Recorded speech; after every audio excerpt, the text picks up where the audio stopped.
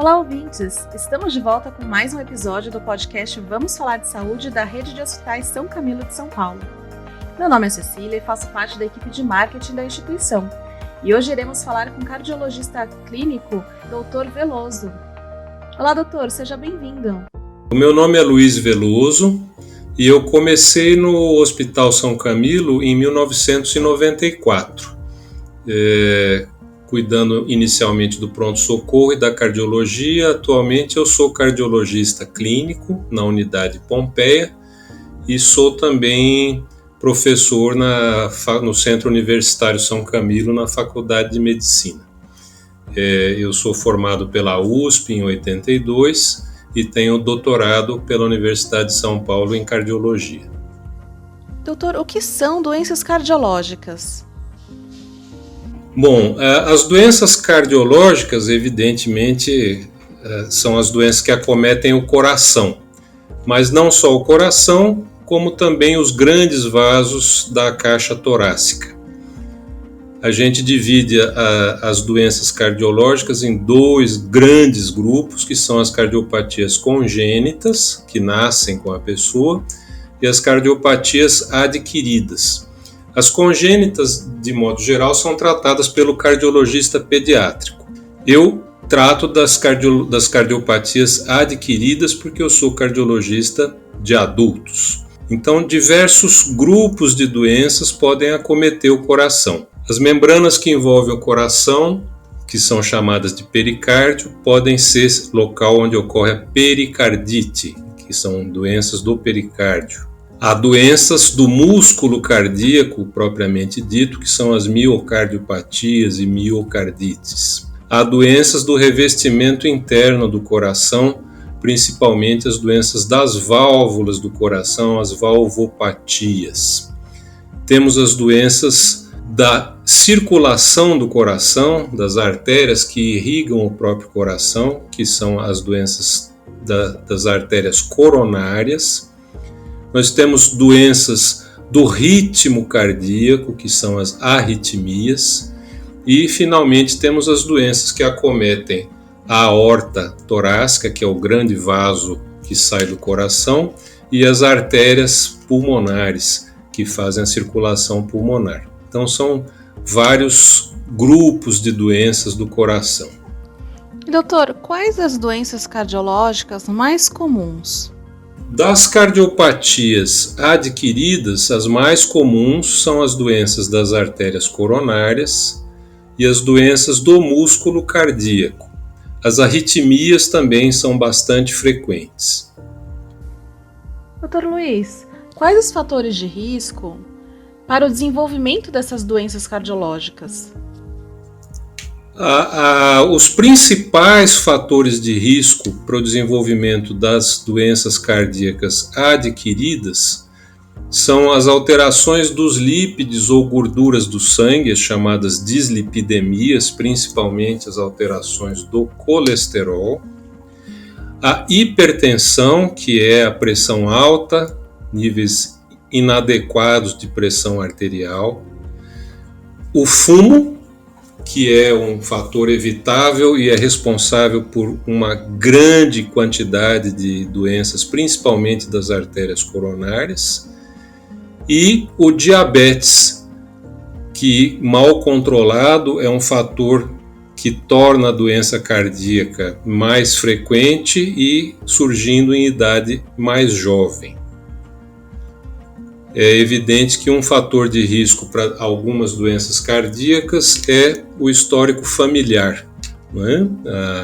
A hereditariedade, mas é um fator de risco que a gente não consegue modificar. Então, algumas doenças, principalmente das coronárias, têm uma incidência mais alta em grupos familiares, em gente consanguínea. E vem outros fatores aí, né? O sedentarismo são fatores que têm menor peso, mas acabam aumentando o risco de doença cardíaca, ainda que de forma indireta, que são o sedentarismo, o estresse, a alimentação inadequada em termos de muita ingesta de carboidratos, falta de ingesta de alimentos mais saudáveis, enfim, são fatores que também aumentam a ocorrência da doença cardíaca. Os carboidratos incluem aí os açúcares docinhos, né? Os alimentos e bebidas adoçados com açúcares, com adição de açúcares, e os carboidratos mais complexos, que são os amidos, né? Que a gente encontra em grãos, e que tem um conteúdo calórico muito grande, acabam levando ao aumento do peso, que não é muito bem-vindo para quem tem doença do coração. Doutor, e com a pandemia cresceu bastante a quantidade de pessoas com sobrepeso, né? A pandemia ela teve alguns efeitos aí que acabaram resultando em uma segunda pandemia, que a gente pode chamar de sindemia, que são pandemias que ocorrem conjuntamente e uma piora a outra piora a uma. A primeira, que é uma associação da pandemia de Covid com a obesidade. Então, as pessoas na fase de isolamento social diminuíram o exercício físico, passaram a comer mais, a beliscar nos intervalos, a tomar mais bebida alcoólica, e isso causou um aumento de peso. Muita gente ganhou bastante peso na pandemia. E o efeito de uma sobre a outra pandemia é paradoxal, interessante, que o sobrepeso, a obesidade, era um fator de risco para a doença Covid. Aumentava o risco da doença, aumentava a mortalidade. Então, curiosa essa situação, chamada por alguns de sindemia, que são duas pandemias que ocorrem interligadas e interrelacionadas. Que as mulheres que são gestantes, que muitas podem também desenvolver pressão alta, né, durante a gravidez, como elas podem cuidar melhor da saúde delas durante esse período tão importante? Elas têm que fazer um bom acompanhamento pré-natal, o obstetra que faz o acompanhamento pré-natal, caso ele detecte alguma coisa sugestiva de doença cardíaca, ele vai fazer o encaminhamento para o cardiologista. Então, não é para as pessoas jovens e assintomáticas que engravidam passar também no cardiologista, isso eu acho que não é necessário. Mas a gestante que tem doença cardíaca, ela tem que ter um tratamento muito individualizado e especial, porque muitos dos medicamentos que são usados em pessoas que não estão grávidas não são muito adequados para o uso em quem está gestante, pode fazer mal para o feto. Então é necessário um acompanhamento especializado, diferenciado, individualizado para a gestante. E quais os sintomas que devemos estar mais atentos que estão também relacionados a esses eventos cardiológicos?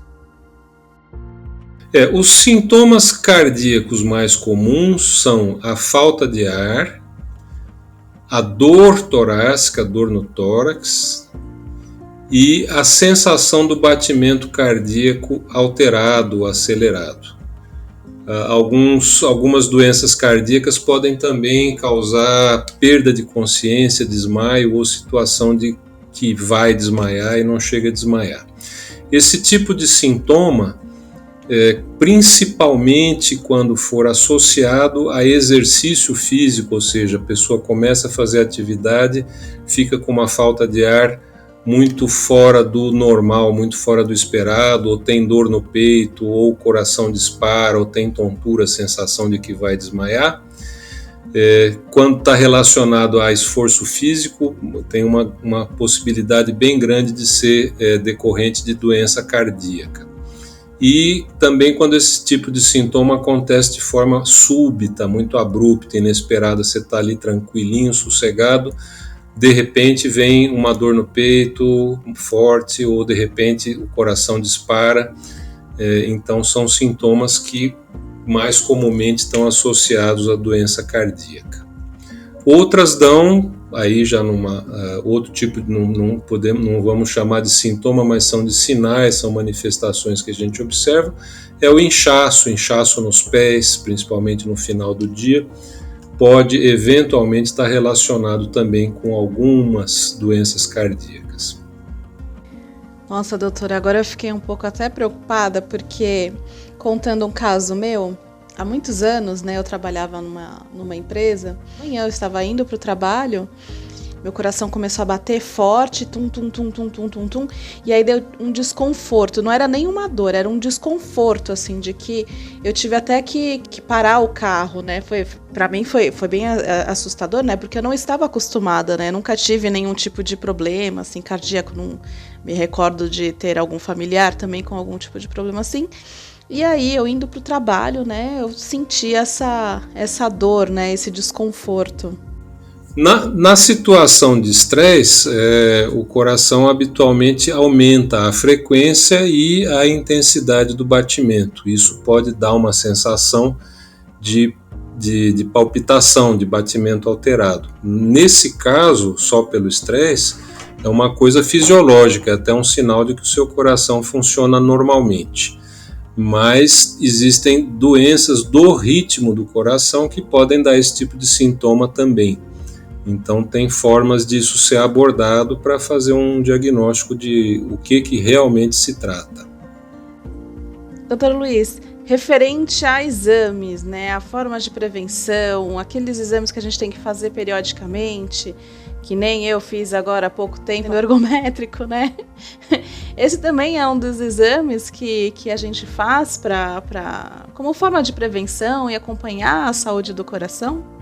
Exatamente, é um dos exames que a gente utiliza. Então, por exemplo, a falta de ar, a baixa capacidade física, ela pode estar refletindo apenas uma perda de condicionamento. Deixou de fazer exercício, perdeu a forma física e na hora que vai fazer, evidentemente, é mais difícil, cansa mais rápido, o coração dispara e até recuperar o condicionamento, isso é sofrido. Como a gente distingue se isso é por perda de condicionamento ou se é por uma doença cardíaca? Por exemplo, no teste de esforço, você subiu na esteira, foi começar a correr, cansou, sentiu o coração disparar, não foi nada agradável, mas você estava monitorizada, com a pressão arterial sendo medida, com o seu eletrocardiograma sendo registrado e analisado, o seu eletro e seu exame clínico não apresentou nenhuma alteração patológica durante o exame. Se você tivesse uma doença do coração, por outro lado, durante o teste de esforço, você teria alterações do eletrocardiograma, da pressão arterial, que iriam denunciar a presença da doença cardíaca. Os exames em cardiologia, eles costumam ser bem individualizados pelo cardiologista, porque a gente dispõe de muitos tipos de exames, muitos. E nós temos variações aí dentro do teste de esforço, tem várias formas de ser realizado. Tem muitos exames de imagem, de ecocardiograma, tomografia, ressonância do coração, exame eletrofisiológico, exame voltados para o ritmo, de gravação do ritmo cardíaco, e os exames mais invasivos, tipo o cateterismo, por exemplo. Então, para escolher o exame que é mais adequado para cada doença, é muito importante que o cardiologista tenha a oportunidade de conversar, de examinar o paciente, ver os antecedentes, para poder selecionar os exames que sejam mais adequados. Em algumas situações, um exame absolutamente simples, fácil, que é o eletrocardiograma, é o exame necessário para fazer a definição do diagnóstico. Em outras situações, você tem que partir para exames bastante sofisticados, e quem pilota a escolha desses exames é o cardiologista. O São Camilo, em termos assim de exames complementares da cardiologia, o São Camilo não deixa a desejar comparado com nenhum hospital cardiológico, nenhum outro hospital do exterior, inclusive. É uma tranquilidade trabalhar como cardiologista no São Camilo, porque a gente dispõe de todos os exames que a gente necessita habitualmente. tem coisas que a gente, tendo o exame no sistema, ficam muito mais práticas. A gente tem acesso à imagem, né? Tem acesso ao radiologista ou ao especialista que fez o exame para tirar alguma dúvida. Se eu vejo um eco que tem alguma coisa que eu não estou achando coerente, eu posso ligar para o ecocardiografista e trocar ideias com ele em relação aos achados do exame. Então isso é muito bom. E o contrário, às vezes o paciente tem um achado que possa ser assim ameaçador ou causador de preocupação, e como é um procedimento interno, o médico que está realizando aquele exame, ele tem toda a liberdade e uma facilidade muito grande de imediatamente chamar o cardiologista que pediu o exame e dizer: olha, eu estou fazendo o exame aqui, estou achando uma coisa inesperada, uma coisa assim perigosa. Então a gente já entra no circuito, tem acesso ao resultado praticamente em tempo real, se for necessário. E quais os exames que nós temos que fazer periodicamente? Dependendo da doença que a pessoa tenha, tem exames que são de repetição periódica, aí varia um pouquinho conforme o tipo de doença que a gente seleciona algum exame para ser feito periodicamente. Mas assim, de modo geral, a gente costuma, em pessoas que não têm doença cardíaca grave, a gente costuma fazer o ecocardiograma e o eletrocardiograma de esforço uma vez por ano aproximadamente, e um acompanhamento dos exames laboratoriais. A gente acompanha se o paciente tem diabetes, os níveis de colesterol e demais exames gerais, aí, função renal, função tiroidiana, que é uma coisa meio check-up. Além de cuidar do colesterol e do diabetes, a gente acompanha também outros exames. E por que é tão importante realizarmos exames e também fazermos os tratamentos conforme orientação médica?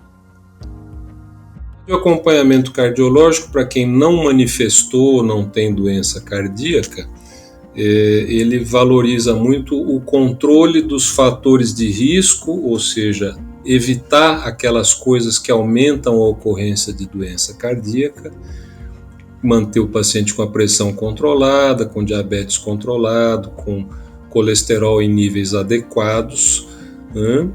E detectar precocemente a doença antes que ela dê manifestações. Então, procurar detectar uma obstrução coronária enquanto ela está se desenvolvendo, antes da coronária fechar totalmente, que quando fecha o paciente sofre o infarto. Então a abordagem em geral é preventiva, né? E quando a gente está acompanhando o paciente que já tem doença cardíaca, aí é um acompanhamento mais específico, mais individualizado em função de cada doença e de cada paciente. E doutor, quando que é indicado a realização de uma cirurgia cardíaca? A cirurgia cardíaca, ela é a solução para algumas doenças, tá? Felizmente, não são todas as doenças que vão resultar em um procedimento grande como a cirurgia cardíaca. Então, voltando que tipos de doenças que existem, as doenças congênitas, com muita frequência, são tratadas na infância por cirurgia cardíaca. As doenças tipo obstrução da coronária, das artérias coronárias, lesões das válvulas, as lesões da aorta e dos grandes vasos do tórax podem ser tratados por cirurgia, que também faz outros procedimentos, tipo implante de marca-passo para pacientes que têm alguns tipos de arritmia. Tem outros tratamentos semelhantes ao marca-passo, que é o implante do desfibrilador, que trata um tipo específico de arritmia muito perigoso. a ressincronização ventricular, que é um procedimento usado para tratar casos de insuficiência cardíaca graves. Enfim, tem várias abordagens para que necessitam da intervenção da cirurgia cardíaca. Além da cirurgia cardíaca, nós temos um outro grupo de procedimentos que é bastante grande, que é dos procedimentos percutâneos, chamados percutâneos, que são feitos por cateterismo.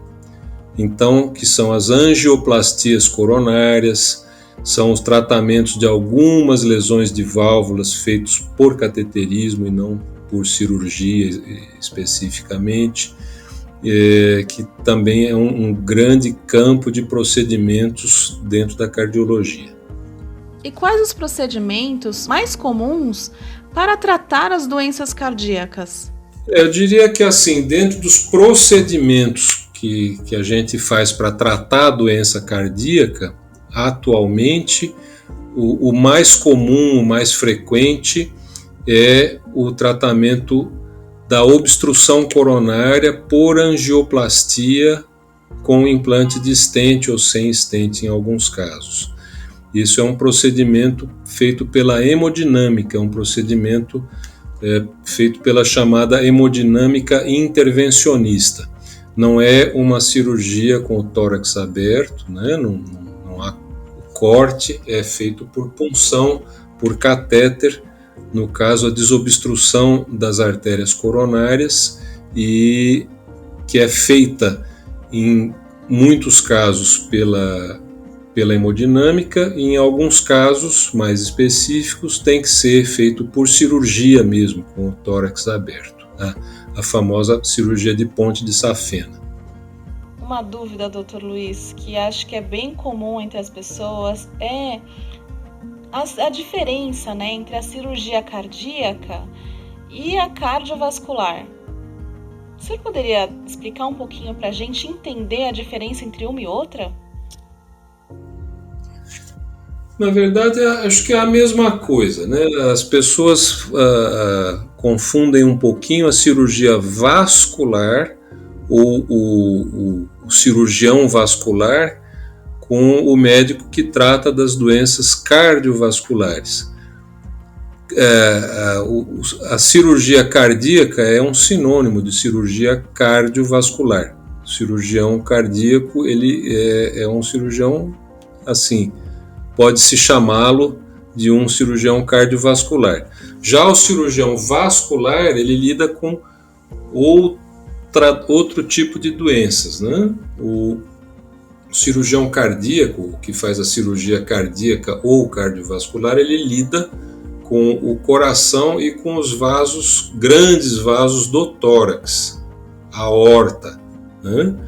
Quando a aorta está fora da cavidade torácica, os vasos que estão fora da cavidade torácica, vasos dos braços, das pernas, do pescoço, do cérebro, enfim, esses vasos são do interesse do cirurgião vascular, que é outra especialidade.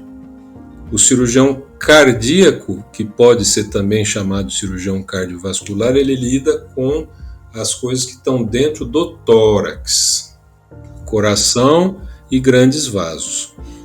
Então, às vezes, o paciente tem problema nos vasos da perna ou do abdômen e procura a gente no ambulatório de cardiologia, porque eu digo, o senhor precisa passar num cirurgião vascular, o seu aneurisma é na aorta do abdômen.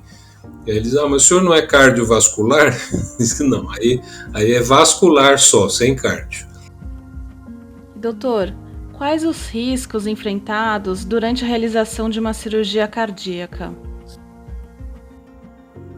A cirurgia cardíaca é uma cirurgia altamente especializada, de grande porte, e ela necessita, para uma grande parte dos procedimentos, por exemplo, que o coração pare de bater durante algum tempo para poder receber o procedimento cirúrgico ali no local.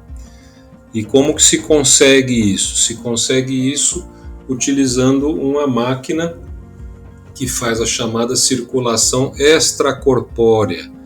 em que o sangue é oxigenado fora do corpo e devolvido para o corpo aquecido. Então você imagina que isso é uma coisa super sofisticada, né? E é mesmo. Então é uma situação em que a gente consegue trabalhar com o coração parado, sem e o organismo continua sendo oxigenado através desse sistema que é a circulação extracorpórea. Então isso é uma coisa que é corriqueira na cirurgia cardíaca, mas que torna a cirurgia cardíaca um procedimento altamente especializado, necessita de um bom suporte de terapia intensiva, um bom suporte de banco de sangue, um bom suporte de anestesista. O anestesista tem que ter muita prática nesse tipo de cirurgia. E o São Camilo reúne todas essas condições para a realização tranquila de qualquer cirurgia cardíaca. A equipe nossa de cirurgia cardíaca, ela é comandada pelo professor Paulo Pego. Ele é professor lá na Universidade de São Paulo. Ele opera em diversos hospitais de ponta, hospitais cardiológicos, e ele opera também os nossos pacientes aqui no São Camilo, né? Da mesma forma, o pessoal da hemodinâmica, né?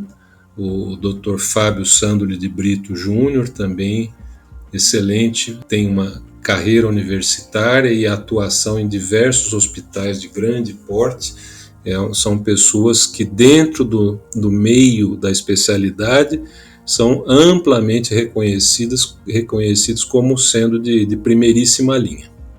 E é uma satisfação a gente trabalhar com eles, porque nos dá muita segurança em passar o nosso paciente para ser operado ou submetido a um procedimento de hemodinâmica com qualquer das equipes.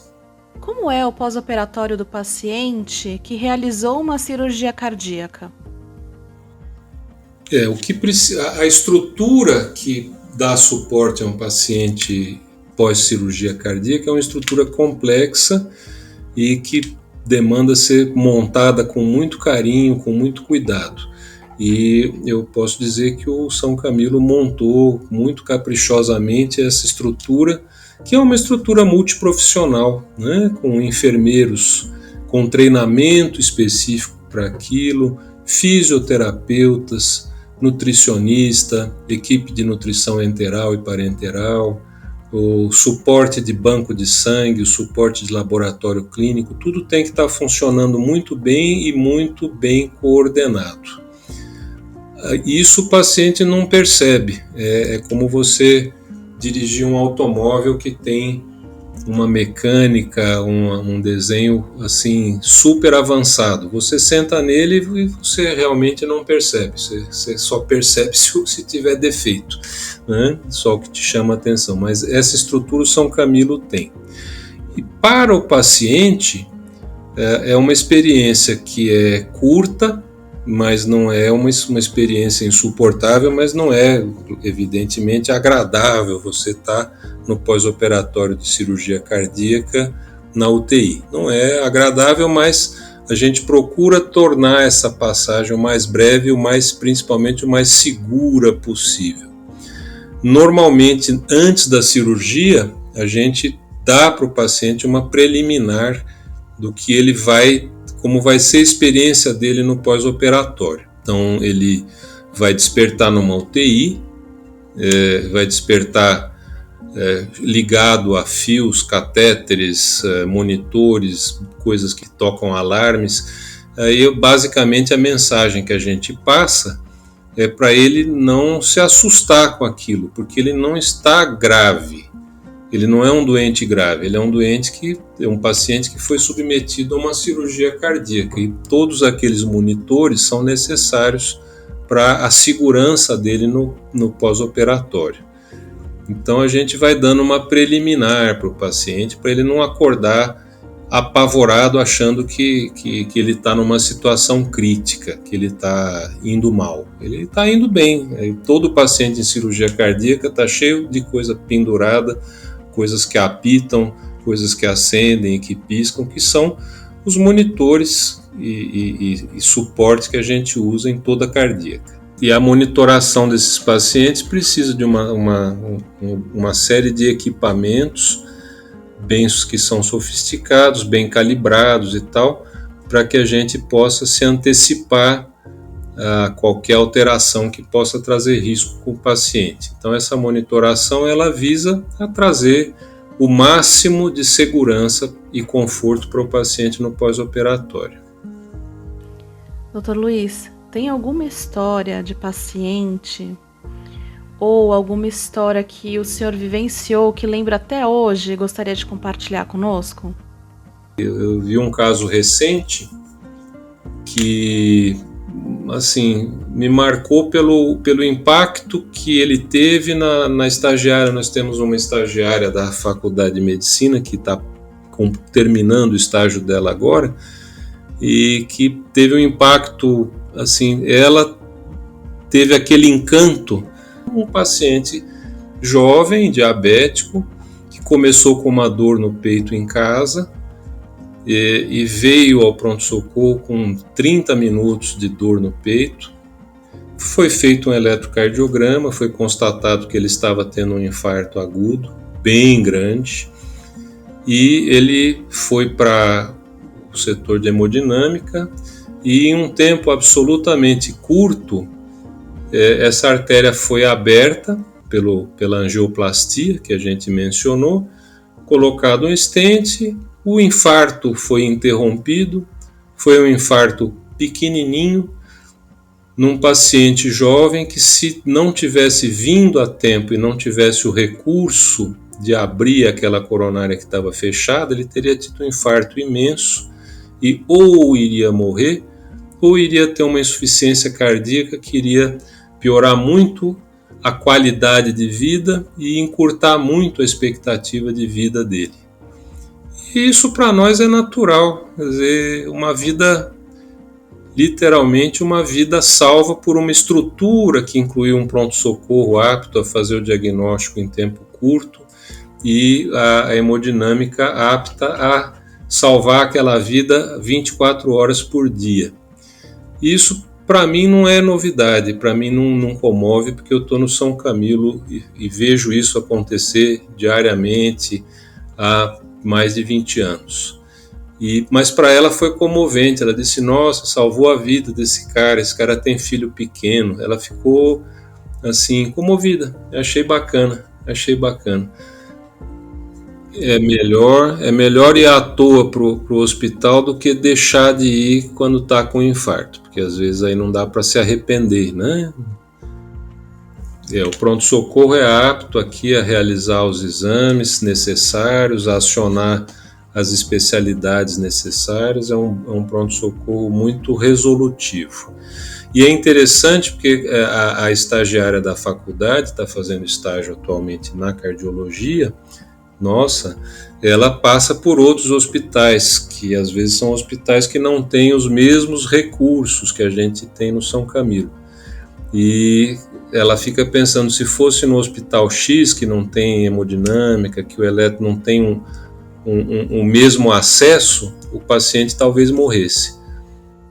Dr. Luiz, muito obrigada pela sua participação aqui no nosso podcast e por tirar essas dúvidas sobre cardiologia, doenças e cirurgia cardiológica.